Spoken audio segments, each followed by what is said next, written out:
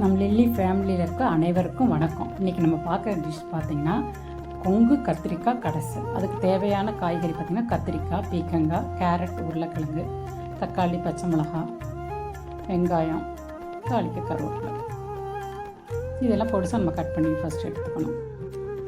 இப்போ அடுப்பை பற்ற வச்சுக்கலாம். குக்கரில் கொஞ்சம் தண்ணி ஆல்ரெடி இருக்குது.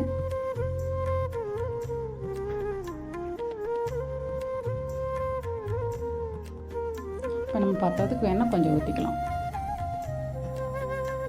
ஃபஸ்ட்டு நம்ம கத்திரிக்காவை கட் பண்ணி வச்சுருக்க கத்திரிக்காய் போட்டுக்கலாம். கத்திரிக்காய் பார்த்தீங்கன்னா 150 கிராம் கத்திரிக்காய்.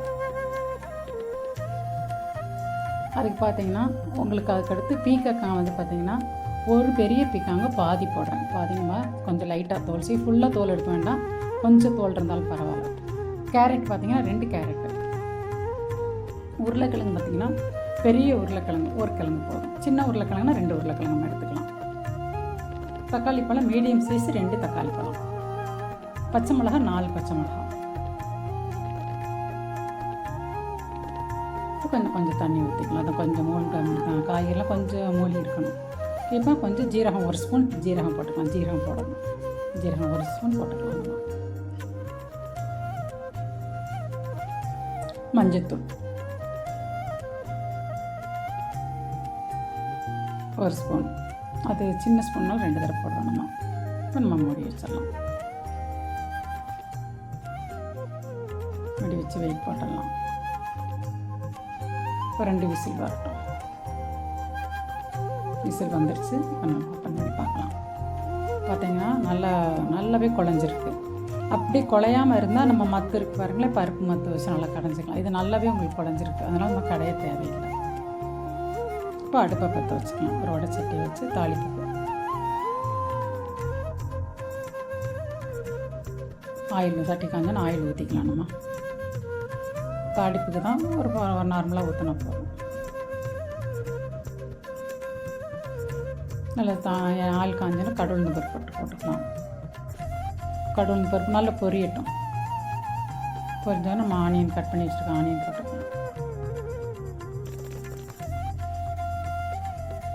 கொஞ்சம் அப்படி இந்த ஆனியன் வந்து கொஞ்சம் வதங்கட்டும்.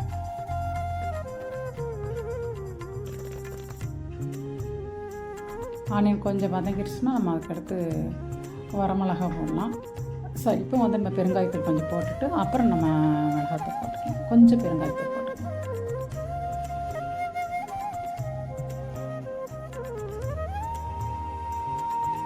ரெண்டு வரமிளகா கிள்ளி வச்சுருக்கோம் பாருங்கள், அதை நம்ம போட்டுக்கலாம். வதங்கட்டும். அப்படி நல்லா வதங்கட்டும். ஆனியன் ஓரளவுக்கு வதங்கினாக்கா நம்ம கருவேப்பிலை போட்டுக்கலாம். கருவேப்பிலை போட்டு அது கொஞ்சம் வதங்கட்டும்.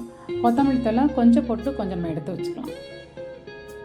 இந்த கத்திரிக்காய் கடைசி எல்லா காய்கறியும் போட்டு நம்ம இன்றைக்கி கடைசல் பண்ணுறதுனால அந்த கடைகள் எல்லா கேரட்டு, உருளைக்கிழங்கு, பீக்கங்காய் எல்லா டேஸ்ட்டும் கலந்துருக்கும், நல்லாயிருக்கும். நார்மலாக நம்ம கத்திரிக்காய் கடைசல் செய்கிறதுக்கும் இந்த இது வந்து இது சொல்ல போனால் கதம்ப கடைசல் கூட சொல்லலாம். எல்லா காயும் நம்ம போட்டு வச்சுக்கணும். மெயின் வந்து கத்திரிக்காய் தான். இப்போ இதை நல்லா வதங்கிடுச்சுன்னா நம்ம கொஞ்சம் லைட்டாக உப்பு போட்டுக்கலாம். ஆல்ரெடி கொஞ்சம் உப்பு கழுவுறப்ப நான் போட்டு எப்பயும் காய் கழுவுறப்ப போட்டு எடுத்துருவேன், அதனால் கொஞ்சம் உப்பு போதும்.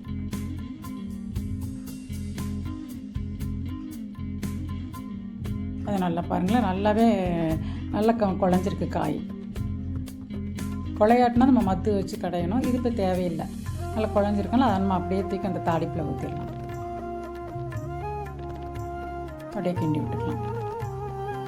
இப்போ கொங்கு கத்திரிக்காய் கடைசல் ரெடி ஆயிடுச்சு. இது ஒரு நல்லா கிண்டி விட்டுட்டு உப்பு போட்டிருக்கோம் பாருங்களேன். கிண்டி விட்டுட்டு நம்ம அப்படியே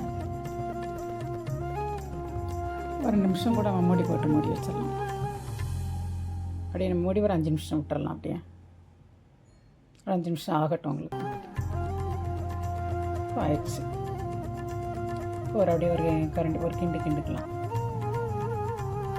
கிண்டிட்டு நம்ம ஆல்ரெடி கொஞ்சம் கொத்தமல்லி தழை எடுத்து வச்சுருந்தோம்ல, அந்த கொத்தமல்லி தலையை மேலே அப்படியே தூவிட்டு இப்போ கொங்கு கத்திரிக்காய் கடைசல் ரெடி ஆயிடுச்சு.